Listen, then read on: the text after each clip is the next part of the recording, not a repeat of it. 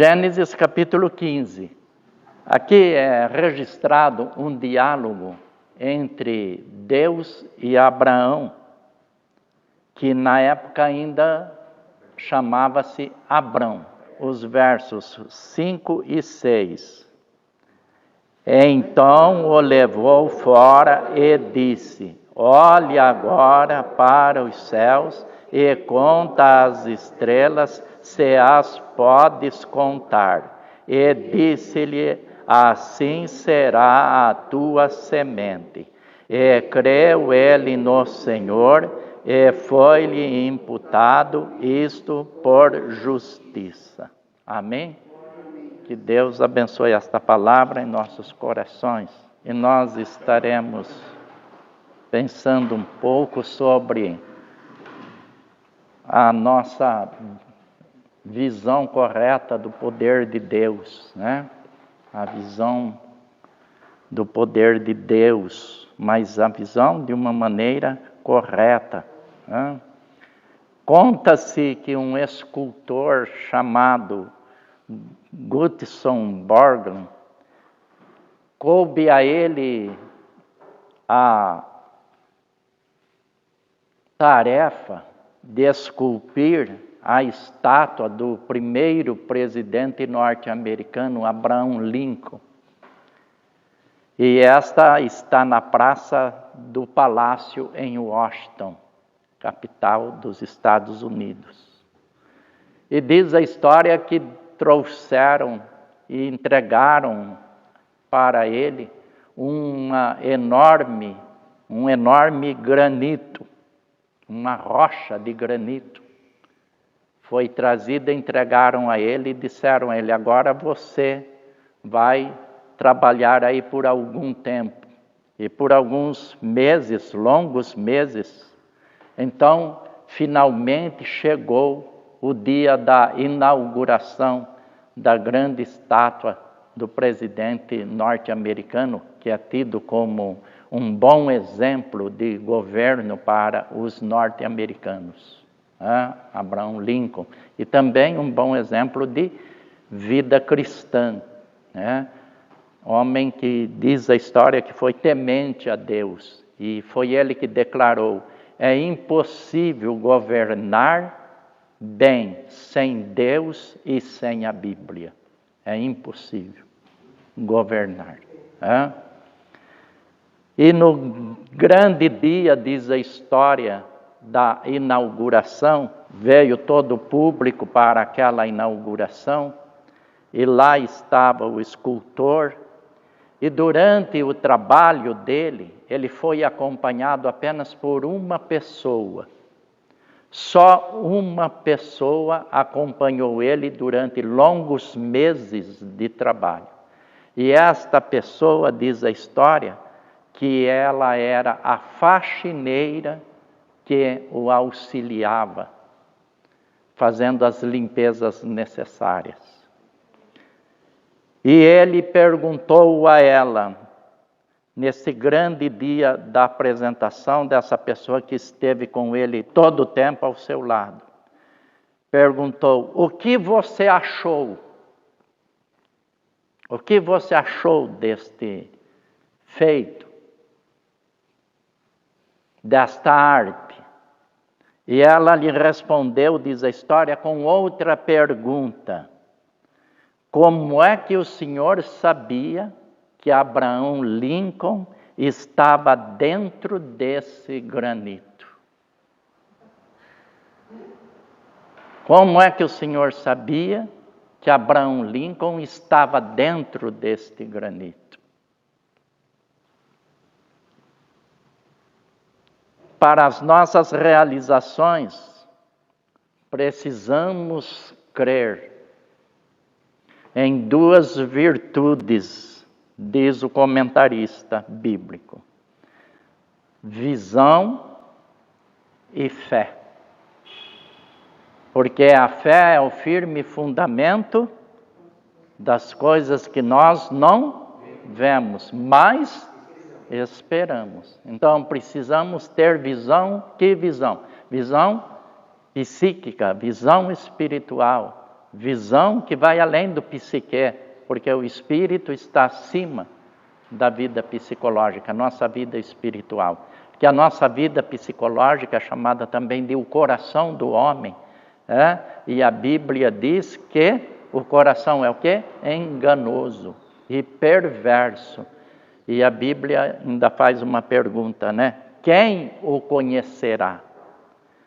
Então, quantas vezes nós somos enganados, pelos nossos corações e pela nossa maneira de pensar. Mas quando a visão e a fé caminham juntas, conseguimos ver o que as outras pessoas não veem. Quando chegou na mão do escultor, era apenas uma grande rocha, uma grande pedra de granito. Mas através das suas ferramentas, ele foi trabalhando e depois de longos meses, então, aconteceu o dia, a data tão esperada da inauguração, da apresentação ao público. E aí vem a pergunta, como você sabia que estava ali? Então, através da habilidade, através da arte, ele conseguiu apresentar, através da fé, da sua habilidade e da fé. A fé é o combustível que conduz à visão. A fé é o combustível que nos alimenta espiritualmente. A fé é o combustível que leva-nos à realidade dos nossos projetos, às realizações. Você tem seus projetos. Agora precisa ter o quê? A fé. Precisa ter o quê? A convicção, a certeza que você crê no Deus Todo-Poderoso. O artista, ele não precisava crer em Deus para realizar aquele trabalho. Mas ele precisava ter o que ali? Primeiro, a fé, a autoconfiança nas suas habilidades, pois que uma tarefa tão difícil, tão séria, com tanta responsabilidade, foi colocada nas suas mãos. Mas nós, crentes em Jesus, para as mínimas tarefas que vamos fazer, precisamos ter fé no nosso Deus e no seu Filho Jesus Cristo e na ação do Espírito Santo trabalhando em nós. Porque se não for através dessa fé depositada nesse Deus maravilhoso, nós não conseguimos realizar nem as menores tarefas. Por quê? Porque o arqui-inimigo da igreja, o arqui-inimigo das nossas almas, trabalha de uma tal maneira, trabalha com tanta astúcia, que nem mesmo aquilo que nós julgamos algo tão singelo, algo tão simples de ser feito, mas nós não conseguimos. Tem pessoas que são da igreja, estão na igreja, e que não conseguem ler um versículo da palavra de Deus durante o dia. E tem outros que não conseguem ler durante a semana. E tem outros que não conseguem ler durante o mês e por aí vamos. Numa época quando nós temos a Bíblia editada em várias traduções, nós temos aí a Bíblia online, mas pessoas há que frequentam nossas igrejas e que não têm tempo nem habilidade para ler a palavra de Deus. Precisamos ter, então, uma ampla visão do poder de Deus. Deus deseja que tenhamos, então, visões, sonhos e das suas poderosas realizações. Aquilo que Ele pode fazer através da minha vida, através da vida do irmão, dos irmãos. Deus pode fazer uma grande obra quando nós nos colocamos nas suas mãos, nas suas benditas mãos. Então Ele vai nos usar também de maneira abençoadora, para abençoar outras pessoas que estão ao nosso redor, no nosso trabalho, na nossa vida secular, na nossa vizinhança. E Ele deseja que nós sejamos o quê? Bênção. Né?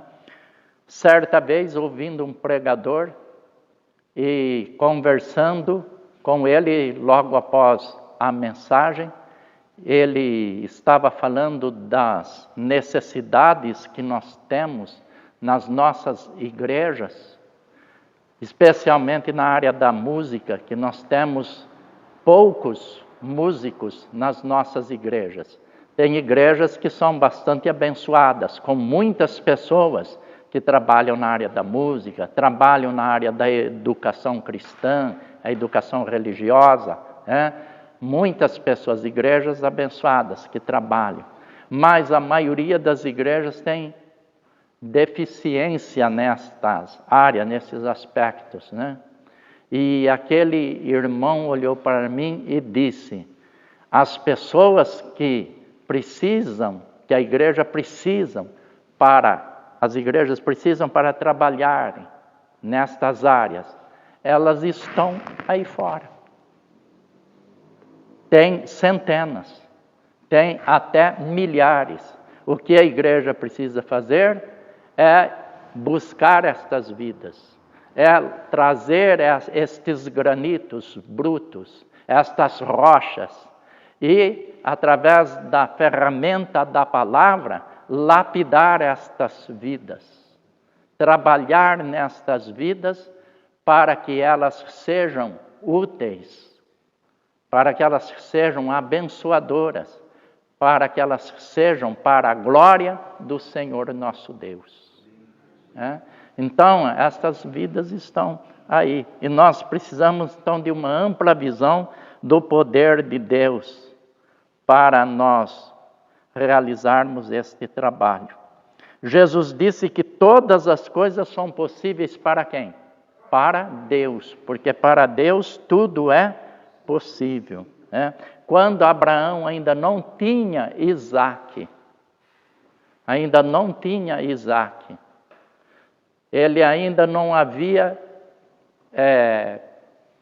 visto pela fé o que Deus poderia fazer, mas nesse capítulo 15, em um dia, Deus disse: a tua descendência será como as estrelas do céu. E aí a Bíblia diz que ele creu. E isto lhe foi imputado como justiça. Foi isso que nós lemos no versículo 6. E creu ele no Senhor, e foi-lhe imputado isto por justiça. Que privilégio, que bênção. Então nós haveremos de crer que o nosso Deus, Ele pode todas as coisas. E Deus vai mais longe ainda neste diálogo com Abraão, porque no versículo 13 do mesmo capítulo, então disse a Abraão: saibas de certo que peregrina será a tua semente em terra que não é sua, e servi-los-ão, e afligi-los-ão 400 anos. Mas também eu julgarei a gente a qual servirão, e depois sairão com grande fazenda, ou seja, com grande riqueza. Então, Abraão ainda não tinha Isaque, nem Ismael, que foi o filho da desobediência, né? Mas Deus já havia falado assim, daqui 400 anos, se você recebesse uma promessa de Deus para daqui 400 anos, qual seria a sua resposta para Deus? Qual seria? Abraão não viveu todo esse tempo, mas uma coisa ele tinha certeza, que Deus cumpriria a sua promessa. Por isso ele foi passando esta promessa de Deus para os seus filhos, para os seus netos. Deus havia prometido. Ele viveu 175 anos, quase que a metade do tempo que Deus prometeu, né? Quase 200. Viveu 175.